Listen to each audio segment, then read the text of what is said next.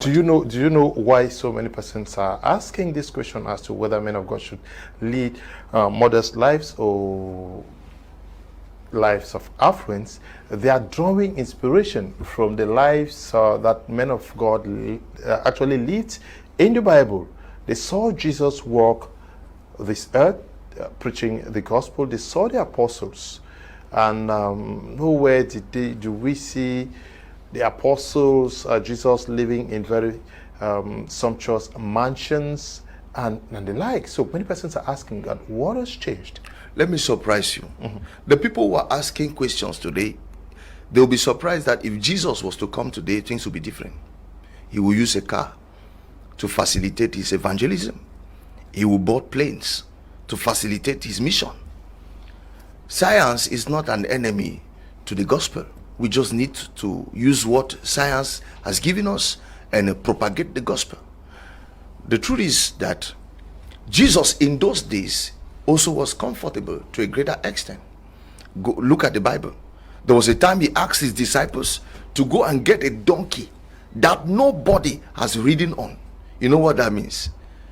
It's like go and get a car from Kami Toyota without publicity, that no one has entered into it. That's what it will look like today.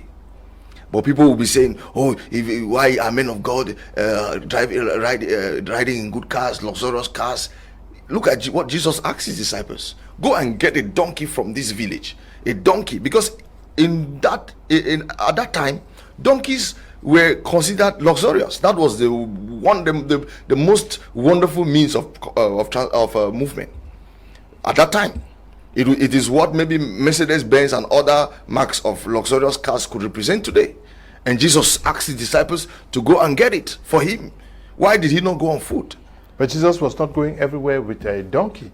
That donkey issue was just for a day. It was for a day, as you say. But is it what the Bible says? Maybe other instances we might not have been reported, as we should know. But the truth is that why did he do it for a day? If it's a sin, then it should not be done even for half a day. If it's a sin, it should not be practiced. Why should you do it? It means you should sin small. No, I think Jesus was making us to understand that we shouldn't look as if all these things, assets that we should enjoy, we should not be looking at it as a sin. Okay, do you know that Jesus visited a rich man, Zacchaeus? You know, when he was moving, he saw Zacchaeus on the tree. He said, "Zacchaeus, come down, because today I'm going to spend the night in your house." People began to say, "Hey, who is this man?" This man said, "Who is Zacchaeus?" Zacchaeus was a tax collector. Zacchaeus was a rich man. And Jesus went to the house of Zacchaeus. If it was today, people would have been pointing fingers and saying, "Look at this man, he only associates with the rich." But did he not know that sometimes if Jesus does not go to the house of a poor man, it's simply because he doesn't want to stress that poor man? Can you imagine 12 people just bank into your house and you are struggling to eat? Which pot will you prepare food for 12 people? Because Jesus was moving with disciples. So if he comes to your house and you don't have to eat, you'll be stressed out, you'll be worried, and so somehow he may not be doing you good by not coming. Not that he hates poor people, no, he doesn't want to stress them. Are you seeing? So for me, I think people should look at things well. It doesn't mean that because you are a man of God, you shouldn't have a car. It doesn't mean that because you are a man of God, you shouldn't live in a good house. But that should not be the objective. That should not be the reason for ministry. That happens when you are doing your work well. It happens. God will bless you. God will use people that you have touched to bless you. Yes. Prophet Chris. Now, where should a man of God's money come from? Should he engage in business, does other stuff, or it comes strictly from church? Men of God, there are men of God who are into different activities, which is good. Like Apostle Paul, even in the Bible, he was a tent maker. He did not depend only on the church. You see, there are men of God who are into different activities and is generating income, and there are men of God who are the first givers in their ministries. They are the ones who sponsor their ministries. There are many of them. So I believe that as a man of God, you are not restricted from doing other activities.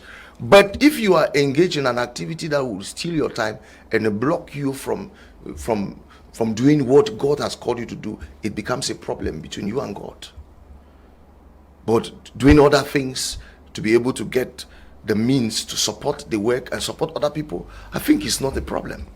Pastors can involve themselves in other things that can generate income, so that even when they are giving to in church, they should also give, which is good. So because you are a man of God, it doesn't mean that all you should be looking for is money. That's why I told you that I don't support extravagance.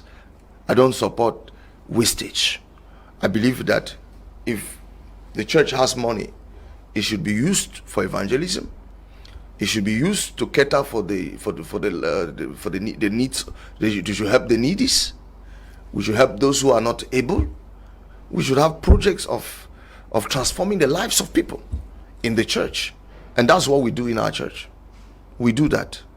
So I believe that this debate shouldn't be why are pastors why are they living like that. We should be trying to explain to people to understand that men of God are not supermen. They are also men, and they need also to be comfortable. Mr. Leo, let me say something. If you have a poor pastor or a hungry pastor, you have a problem in the church. You know, when a pastor has not eaten, which kind of message can he preach, to be honest? You only give what you have. These people need some comfort to be able to fulfill their mission. A hungry man is an angry man. There is a way you preach when you are comfortable.